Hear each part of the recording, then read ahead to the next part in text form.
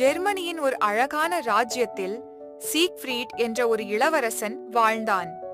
அவன் மிகவும் அழகானவனும் மனமுடைந்தவர்களுக்கு சிரிப்பை கொடுப்பவனும் அனைவராலும் நேசிக்கப்பட்டவனும் ஆவான்.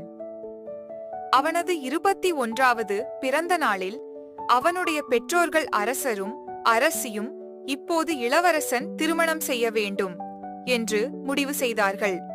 அதற்காக ஐரோப்பாவின் 6 முக்கியமான நாட்டிலிருந்து இளவரசியர்களை அழைத்து மறுநாள் நடக்கவிருக்கும் ஒரு மாபெரும் அரண்மனை விருந்திற்கு ஏற்பாடு செய்தனர். அரண்மனை தோட்டத்தில் இளவரசன் சீக்ஃப்ரீட் தன் நண்பர்களுடன் மகிழ்ச்சியாக கொண்டாடிக் கொண்டிருந்தான். அவர்கள் ஜோக்குகள் பேசி சிரித்து இசை வாசித்து பாடியாடினர்.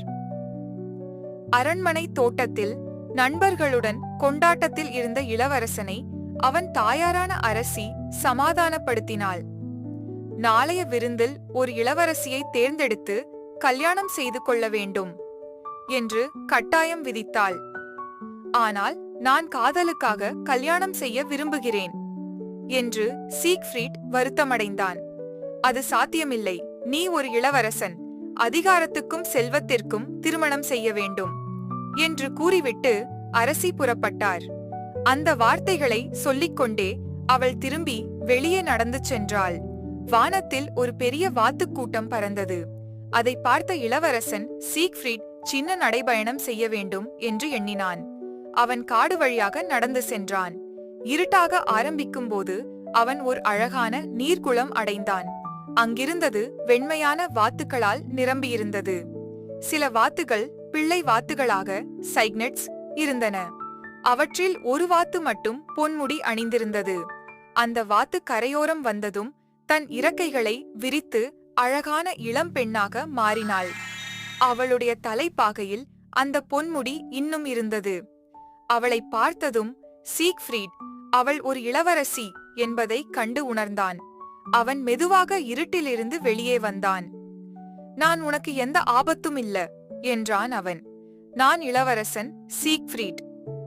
நான் ஓடெட் என்றாள் அவள். ஆனால் நீ இங்கிருந்து போக வேண்டும். எங்களை ஒரு தீய மாயவாதி ரோத்பாட் சாபமிட்டுள்ளார். அவன் உன்னை இங்கே கண்டுபிடித்தால் உன்னையும் சாபமிடுவான். ரோத்வாட் என்னை திருமணம் செய்ய மறுத்ததற்காக என்னையும் என் தோழிகளையும் வாத்துக்களாக மாற்றிவிட்டான் என்றாள் ஓடெட் மெதுவாக. நாங்கள் இரவாகத்தான் மனிதர்களாக மாறுவோம். அப்பொழுது இந்த நீர்க்குளத்தில் வந்து நடனமாடுவோம். இந்த சாபம் எப்படி தீரும் என்று கேட்டான் சீக்ஃப்ரீட். ஒரு உண்மையான இளவரசன் என்னையும் என்னை மட்டுமே நேசிக்க வேண்டும் என்றாள் ஓடெட் மெளனமாக. அந்த நேரத்தில் சந்திரனை தாண்டி ஒரு நிழல் பறந்தது. அது ரோத்பாட் தான். ஒரு ஆந்தையாக மாறி வந்தான். அவனது இதயத்தை கடந்து நான் அம்பை எய்கிறேன் என்றான் சீக்ஃப்ரீட் கோபத்துடன்.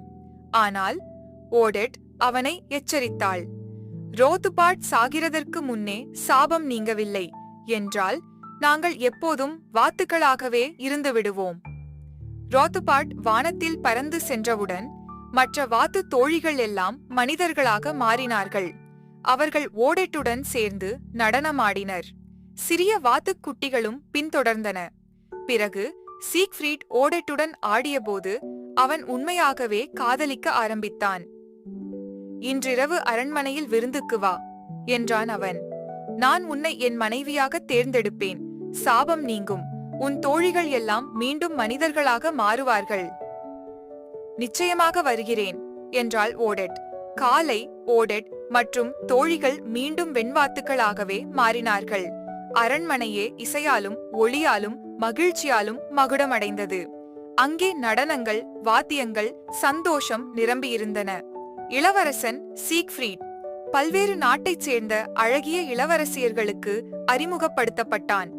அவனுடன் ஒவ்வொருவரும் நடனமாடினார்கள். ஆனால் அவனது கண்கள் மட்டும் ஒரே ஒருவரையே தேடின, ஓடெட். அவன் உள்ளத்தில் பதட்டம். அவள் வருவாளா? நான் அவளையே தேர்ந்தெடுக்கணும். சூரியன் மறையும் போது வாசலுக்குள் ஒரு மர்ம மனிதன் வந்தான். அவன் கையில் ஓர் அழகிய இளவரசி, ஆனால் கருப்பு உடை அணிந்திருந்தாள். அவளை ஓடெட் என்று எண்ணி இளவரசன் அவளுடன் நடனமாடினான். நான் இளவரசி ஓடெட்டை திருமணம் செய்ய விரும்புகிறேன் என பிரகடனம் செய்தான். அவளிடம் மட்டும்தான் அவன் அன்பு செலுத்துவதாக வாக்கு கொடுத்தான். அந்த முறை எதிர்பாராத விதமாக தீய சிரிப்பொன்று அரண்மனை முழுக்க ஏத்தியது. அவன் எண்ணியது சாபத்தை நீக்கிவிட்டதாக. ஆனால் உண்மையில் அவன் மிகப்பெரிய ஒரு தவறை செய்துவிட்டான். நீ என் சாபத்தை உடைக்க முடியும் என நினைத்தாயா? நீ காதலிக்கிறேன் என்று சத்தியம் செய்த இந்த பெண், அவள் ஓடெட் அல்ல, அவள் என் மகள் ஒடியில். அவள் வேஷமணிந்தாள் என்றான் ரோத்பார்ட் கெட்ட சிரிப்புடன். சீக்ஃப்ரீட் அதிர்ச்சியில் நடுங்கினார். ஆனால் நான் ஒடியிலை காதலிக்கவே இல்லை என்றான் திகைப்புடன். அது எனக்கு பொருள் இல்லை என்று கொதித்தான் ரோத்பார்ட். நான் ஓடெட்டை மணக்க முடியவில்லை, நீயும் முடியாது. அந்த நிமிடத்தில் சாளரத்தில் ஓர் பெரும் சத்தம் கேட்கப்பட்டது. பகட்டென ஒரு சிரட்டை ஒலியுடன் வெண்வாத்து ஒன்று இரவுக்குள் பறந்தது. சீக்ஃப்ரீட் அதை பார்த்ததும் அவள் உண்மையான ஓடெட் என்பதை உணர்ந்தான். அவன் எதையும் யோசிக்காமல் அரண்மனையை விட்டு ஓடி மீண்டும் அந்த மாயக்காடு வழியாக சென்றான்.